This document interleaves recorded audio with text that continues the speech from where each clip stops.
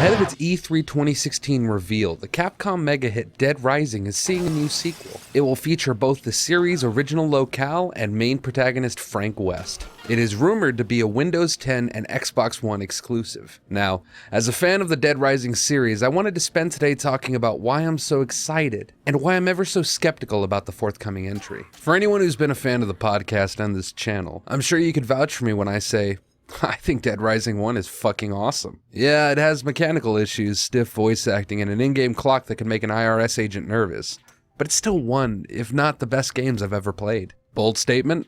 Well, here's why. Dead Rising 1 was a title that didn't ride on the trends and coattails of other mega blockbusters of its time. It forged its own identity, which is something we rarely see in gaming today. Sure, you could argue that games today are usually more consistently good, but there was something so inherently experimental and fresh about the early 7th gen. But that's a topic for another show. Back to Dead Rising. It's not a terribly innovative concept. You're Frank West, a former war journalist and photographer looking for his next big scoop. When word gets out of some odd military activities in the remote town of Willamette, Colorado, Frank makes it his duty to report on the shady behavior and discover what's really going on.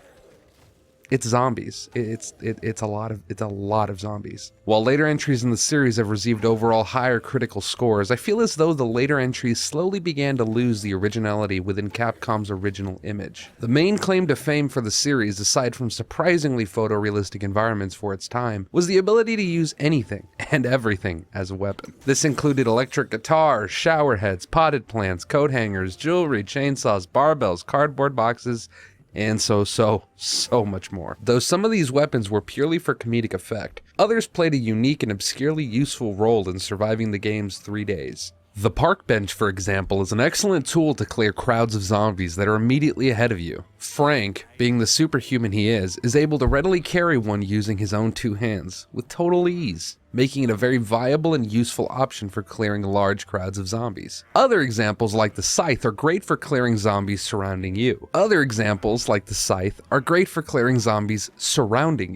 While parasols are highly effective ways of navigating past tons and tons of zombies. Not only was the game solid, but the graphics were absolutely groundbreaking for its time. We live in a post-Gears of War world where everything has filters upon filters upon filters of ugly laying over the top of our games. Done effectively, they create a mood and a tone that fits the atmosphere properly. Done incorrectly, you're left with the fluorescent and drab-looking visual style present in Dead Rising 2. Or worse, the borderline black and white Dead Rising 3. Now, I love the Dead Rising franchise, as I'm sure I've mentioned that, couple hundred times at this point. But I don't love it so much that it's above criticism. The original title had tons of issues that kept it from being an absolute masterpiece to anyone other than me. Dead Rising 2 fixed quite a number of these issues, from better character handling to less strict time constraints. Dead Rising 2 is an all-around better experience. But I feel it forgot a few things that would prove to be the direction the series would head from then on out. Dead Rising 2 introduced combo weapons, which were essentially super weapons that could obliterate the zombie hordes with little to no effort. Now, I loved the combo weapons. They were varied, unique, and well designed, and packed a hell of a punch when it came to messing up a zombie's day.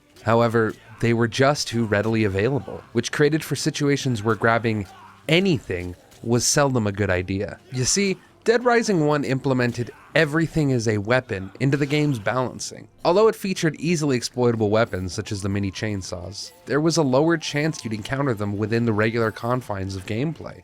You really had to look it up to know. Dead Rising 2 relies on the idea that you'd use these combo weapons as your primary killing tools, so any ordinary items would be unable to kill the zombies without at least a few whacks. This effectively discourages the concept that anything could be a weapon. That being said, the environments were diverse enough that finding construction equipment and novelty weapons was always a breeze. Dead Rising 1 featured a broad variety of stores in order to allow you to logically have access to a very wide variety of zombie killing tools. Dead Rising 2 does exactly this, so it's hard to be too mad at a game for trying to implement some new ideas. I think making combo weapons less exploitable would have been better, but it is what it is, and it's still a great game. Speaking of exploitable, we have Dead Rising 3. Now, Dead Rising 3 is essentially every single complaint I had about Dead Rising 2 made about 30 times worse. Now, don't get me wrong, I still 1K'd Dead Rising 3 on the Xbox One and loved every minute of it, but it almost entirely lost the flavor that made Dead Rising such an astonishing and innovative title.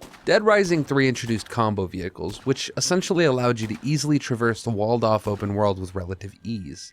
You know, unless you're running into fucking roadblocks every 2 minutes. Then you're not gonna get anywhere.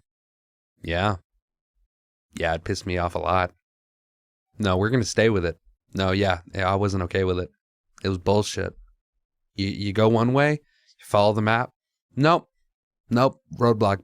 Go all the way around. You have to go halfway around the fucking city to get like over, I swear to God, like a fucking 10-foot wall. It's like I can't go around it. I can't get out of the fucking car and squeeze through the The combo weapons also made their return with even more OP and zany creations and designs. One advancement they made with the system is eliminating the need for a workbench, making combo weapon creation way more streamlined and fun. They even added the ability to combine combo weapons with other combo weapons to make super combo weapons. This was how I spent most of my time playing the game, and it was an absolute blast. This all sounds well and good if it weren't for just how insanely exploitable these combo weapons had become. You see, you don't even need the 2 necessary items to create the combo weapons anymore. You just need the items of the same class. In other words, if you needed a scythe and an explosive tank to create the explosive projectile scythe weapon, you could substitute those with a kitchen knife and a container of car oil. Or even better, once you've made the item once, you can just spawn a few of them at a time without the need of any sort of items. To add insult to injury, some combo weapons don't even require you to return to the safe house to get weapons, since you can build a van that works as a portable locker that lets you fill up on weapons. That being said, Dead Rising 3 is an absolute blast and I adored it. That being said, it feels more like a spiritual successor to Dead Rising 1 rather than a sequel, however, especially since the motto, "everything is a weapon," is but a distant dream. Regular items do next to no damage, and the diversity of them is greatly decreased in favor of more combo weapons. So what does all of this have to do with Dead Rising 4? Well, the reintroduction of Frank West as the main protagonist and the return of Willamette, Colorado as the setting leaves me feeling